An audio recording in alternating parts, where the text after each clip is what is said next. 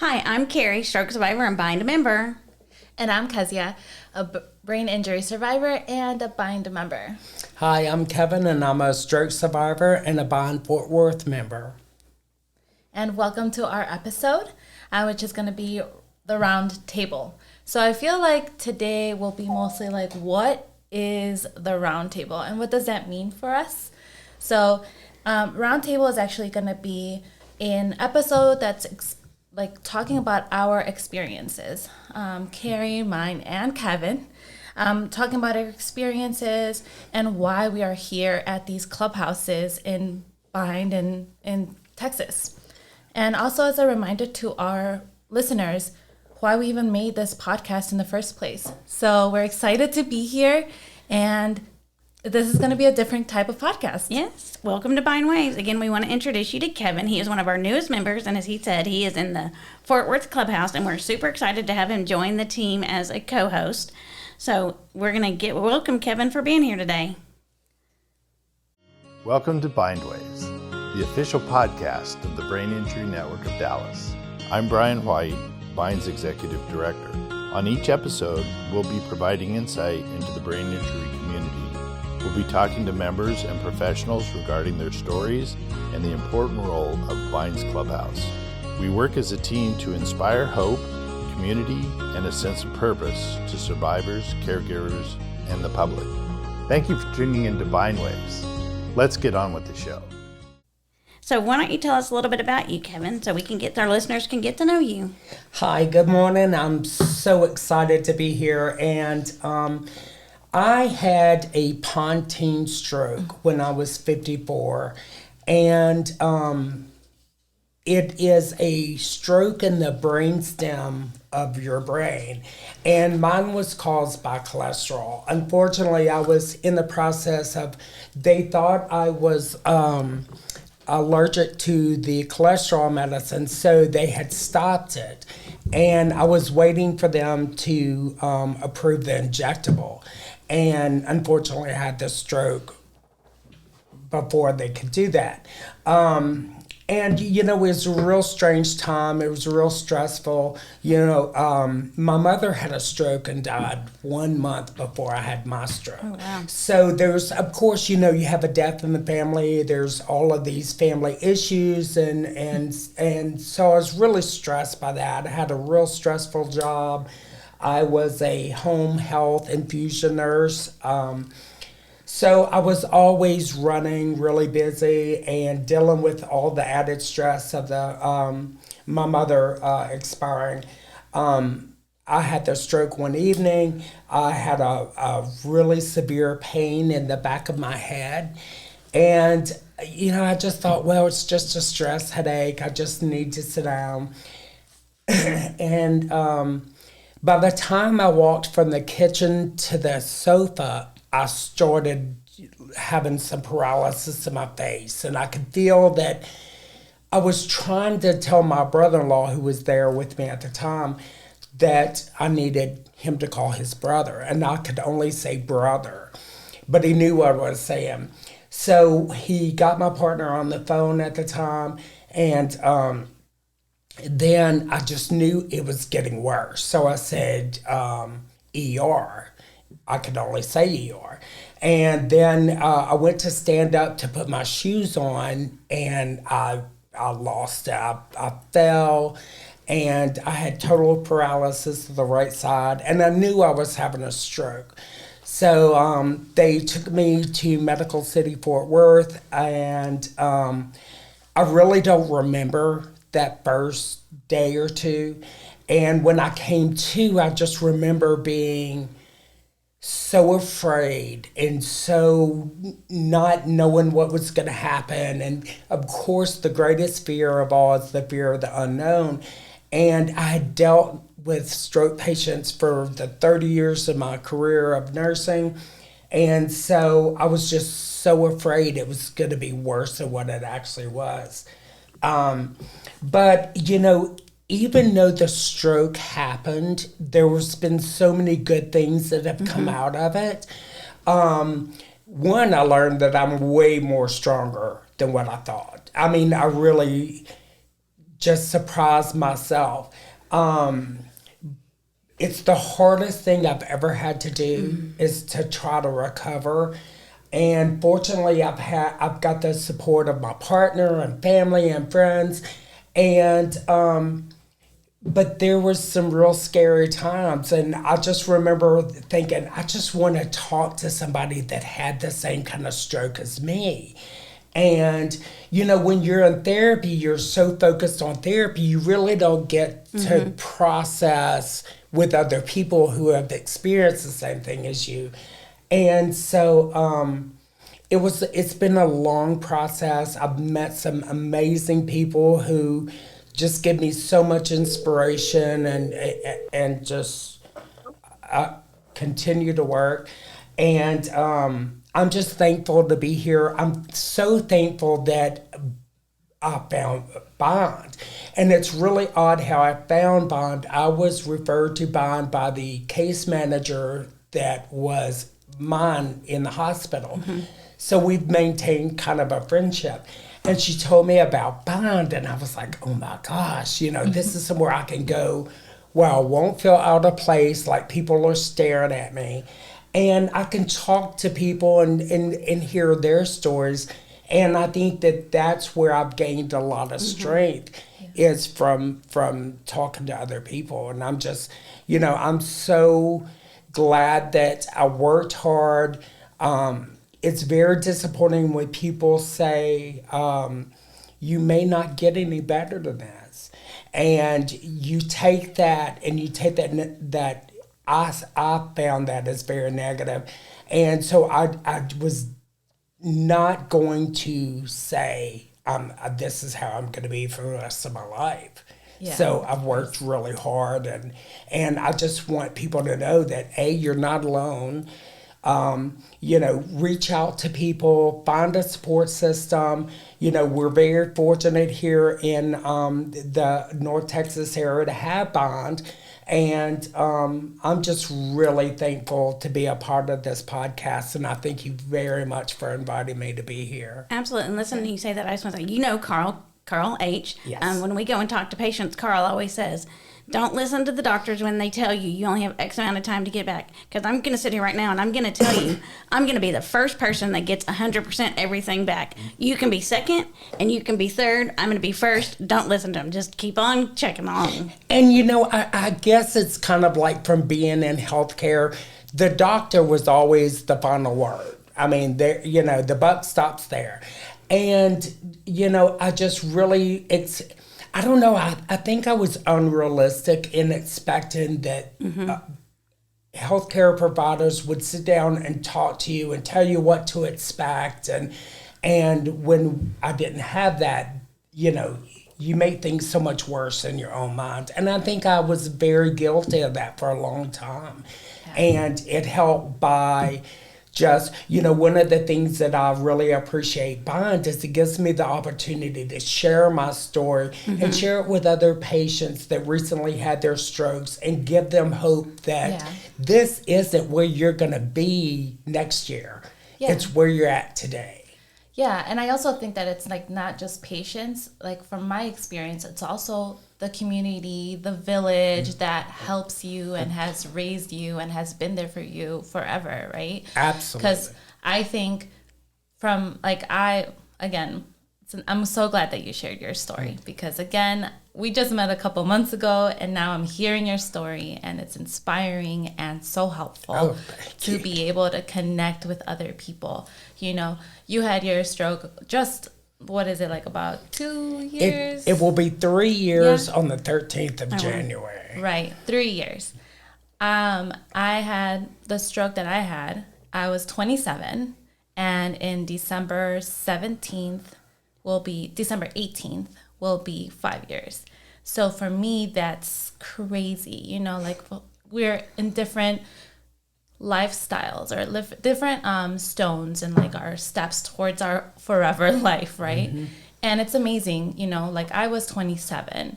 I think I had a very healthy life. I ran all the time. I worked in healthcare as well. So I was always focused on I need to be healthy. I need to continue being not athletic, but active, active, and just very self-conscious of like, just be healthy. Like, I'm not gonna try to be like this like muscle person or anything. I just need to be healthy. And I loved educating others and helping others. So that's what I thought I was like my whole life. And then just randomly I didn't feel like myself. And like you said, and Carrie, that doctors are supposed to be the ones that tell you. But really, I think that from the experience that I have held, the best doctor is yourself. You know what you feel. You know how you are. And then sometimes you just need someone to help, to help you. So I think that's kind of like where I'm at right now from the experience that I had. And I think that the podcast itself, that's the main purpose of why we're sharing this. So really, to all the listeners, just follow us and listen to us and make sure to press like so that you continue to hear the stories from people, from doctors, from therapists, all of those people. And you can always reach us to like continuing to tell us like, what do you want to hear? Because we have everything, like really. But like I said, I was 27. And it was December in Chicago. I'm from Chicago, not Texas. And it was freezing and it was snowing. And honestly, I do not remember. Like, I don't remember. The most that I remember is that it was on Monday. I went to work and I was going down the stairs and I just felt like I was going to faint. I was dizzy and I felt like I was going to faint. And I missed the bus by like a minute. And I was debating in my mind, like, do I call an Uber or do I have to wait for the bus for 4 minutes, And I decided to call an Uber. And I got in the Uber and, like, I can visualize even now as I'm speaking what it looked like. Chicago, snowing, beautiful, colorful. Like, I lived in a Latino community, so it was like murals everywhere. And the train was there and it was the pink line. And I was like, I remember it and I can feel it, But the next step, I don't remember. The Uber basically saved my life and called the ER, pressed 911. I only live maybe 2 miles away from the hospital. So they got there really quickly and somehow my phone died and or was very low battery and I was able to call my mom in Texas. And they put me in the ER by saying that I had a seizure.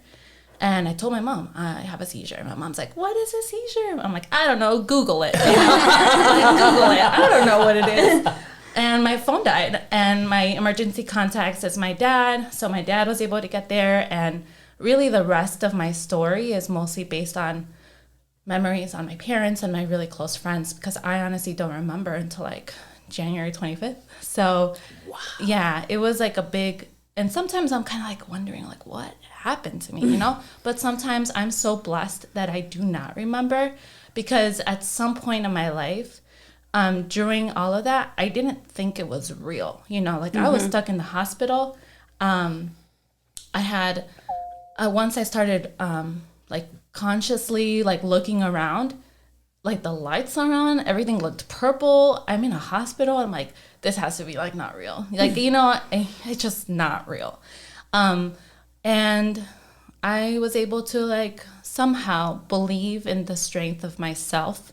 And that was terrible. Believing in myself was probably the hardest thing because at the point when I was wait, I had a stroke and I looked at the mirror and I didn't look like who I remember of myself. That's when I was all right, something needs to happen. And that's when I thought okay, you know what? Mentally, I was I'm a student. I'm just going to learn what these people are saying to me. I'm going to follow the directions because it was really bad. I was in the hospital for about 3 months, in and out. I had a pretty bad stroke. Like I said, I don't really remember, so I'm not going to use great words like you, Mr. Nurse. But I had a lot of blood all over my brain, and it was very swollen. So I got put into an emergency surgery, and they took part of my cranium out, like part of it, and it got put into my abdomen, which is so funny. I was like, it hurt to laugh, so I was like, I can't talk. But it affected like a lot. I couldn't really talk. The only words I could say was cheese, because I love cheese, and my brother's name. I know, that's like the 2 words I could say. That's like my brother's name, Emmanuel, and cheese. Everything else, I couldn't say it for like, I swear, I felt bad. I would say, I'm sorry, like trying to say I'm sorry, because I couldn't remember my mom's name, anybody else's. So it was a lot. I thankfully, prior to the brain injury, was training for the Chicago Marathon. So I was able to walk at some point, but it was torture to not being able to walk 10 steps when just 2 months ago I ran 20, you know? Wow. It was really traumatizing. It was really bad. And I think that mental status, like you were saying, Kevin, is where it hurts. Like, I was just able to do this and now I can't. Right. And I think that's true. Like, being able to have that community around you that supports you. And again, like you, I'm so thankful that I have that type of family that supports me. I have amazing friends that were able to support me physically, but on top of that, mentally, and making food for my mom to make it to the hospital, to visit me and be a great mother. Like, that's what I'm so thankful for. And I had to move from Chicago to Texas without friends, without that support system. And now you have all of us. Right. And that's why I'm here. You know, I met amazing people that are not just friends, but also inspiring to hear their stories. Like, I just met you, Kevin, and that's an amazing story. And everyone here at Bind has an amazing story to share. So yeah, I think that's amazing. So I have to ask you one question. Yeah. Why did they take the part of the cranium and put it in your abdomen? I was swelling really bad to save my life. So I think they had to take the brain out and to put, because I remember Taylor had something like that. It has to store somewhere to keep it alive and healthy. And right. Did they put it back? No, long story short, it took a lot longer for my my next surgery to put it back. I had an infection, and then I moved in here, and I had to see new doctors. So I ended up getting something. I'm not using the right words. This is super like kindergarten. They made something. It wasn't my original. So it took a lot longer than expected. That is amazing. Yeah, I've never heard of that. Kezia, I learned so much more about you and your experience every time you talk. And I just kind of, I'll do mine real quick, but just want to point out, you've got 3 stroke patients, and all of our stories are so different. I mean, I was active, not as active as these 2, but I was active. But I just woke up one morning and felt nauseous and sat down on the floor in the bathroom to try to, do what you're going to do when you're nauseous, and nothing happened. And I went to stand up, and my left side was just completely gone. And like Kevin, I knew I'm having a stroke, but I'm 38 years old. I'm not supposed to be having a stroke. That's not how it works. And so I went to the hospital. I had a hemorrhagic stroke, which is a brain bleed, and I was put immediately into critical care and went into critical care and didn't know what was going on. Then I was in regular ICU. Then I went to inpatient, and it took me about, let's say 6 months before I could start walking with an AFO and a cane. Now, the difference between the 3 of us is I did not lose any of my speech. And oh my gosh, thank goodness, because Carrie would not be Carrie if Carrie couldn't blabber on and on and on and on and on. My sarcasm wouldn't come through. Y'all would just miss the world. I wouldn't do it, but yeah. But I was a little bit different. I was just angry, and I was in denial almost. So I'm like, I'm sitting in the inpatient hospital, and I'm like, I don't belong here. I'm leaving. I'm going to go. Okay, let's remember, I'm completely paralyzed on the left side. And the bed's like, I'm 4'11", and the bed's like 6 feet up in the air. So first I can't even get out of the bed, But I kept trying and trying. But it's true. And I kept trying and trying and trying. So my mother went to the nurses, and they're like, no, y'all have to do something. They moved me right in front of the nurses station, put an alarm on my bed, put an alarm on my wheelchair. Carrie, they say impulsivity. Me, impulsive, me, defiant. Nah. I think y'all listeners have figured that out by now. I'm a little stubborn, and that's okay. That's what makes me me. But I mean, it's been a lot different, and So I was pretty angry and in denial for the beginning of the most part, but like Kezia and like you, I had a great support system, and I was lucky enough to be a founding member of BIND. So, I met Valerie while I was in my day neurotherapy, and she started this program. So I have been here for the long haul, and BIND gave me what I needed to like get myself back on track. I still have some physical issues, which sometimes I think are better than what you and Kezia deal with because yours are more invisible. Right. Where mine, people know I've got an issue because it's more physical, but that doesn't mean that I don't have, lapse in cognitive here and there. Yeah. And so it's just been, I thought, at 38, I was never going back to work. I would never be independent. I would never be on my own again. I was stuck 38 years old, living with my parents again. My life is over. But BIND showed me, guess what? No, it's not over. There are people like you. You can continue on. You can carry on. And you can go back to work. Like Valerie believed I could have gone back to work, I would say a good 5 years before I actually did. But yeah, I'm back at work. I drive. Wow. I have my independence. I'm a crazy Stars fan. Hockey season starts today. So, of course, you would bring it up. Fit it in. But again, it just goes to show you that, you've got 3 totally different people here. Their strokes are so different, but so the same. The feelings are the same for everyone. And that's kind of what I try to encourage my listeners and new patients when I go and talk to them. Don't judge your recovery based on other people in therapy, regardless of what kind of brain injury they're going through, because everyone is affected slightly different in whatever ailment they've had or got. So you just got to focus on you and what you couldn't do last week and what you can do this week. And again, mine is 13 years ago this summer, so you can see I'm still recovering. I get better and better, and the good thing is like friends that I see that I haven't seen in a year, when they see me, they're like, well, you're doing this better than you were, Yeah. So I may not see those little improvements, but your friends do. And so it's just stay positive and keep going. And we encourage everyone that if you're a new brain injured, please reach out to us and let us know. We're here to help you. And like Kevin said, BIND is the place that brings you together. We talk about it all the time. We did all first season. It's therapy by doing. It's not traditional therapy, but you come here, you feel normal. We all have the same problem. Like I didn't have a problem talking, but I understand those with aphasia, so I don't get impatient or make them feel bad. Right. Yeah. I think that's something great to always remember. Yeah. That we all have had a brain injury. That is such a broad definition of injuries, I think, because we've met great people who have simply had a car accident or a fall, a simple fall, right, or we've had athletes or just us that we just woke up and it happened and we're young or I think all of us were pretty young depending on what you search on Google, right? What is a brain injury? Over 60 something, and then it's no, not really, and it happens younger and younger. It really is. And as Kevin said, a simple fall, that may sound simple, but guess what? The number one brain injury still out there is just falls. So y'all don't go walking on the ice. Even if you're from Chicago, the ice is different in Texas. Don't check the mail when it's snowing.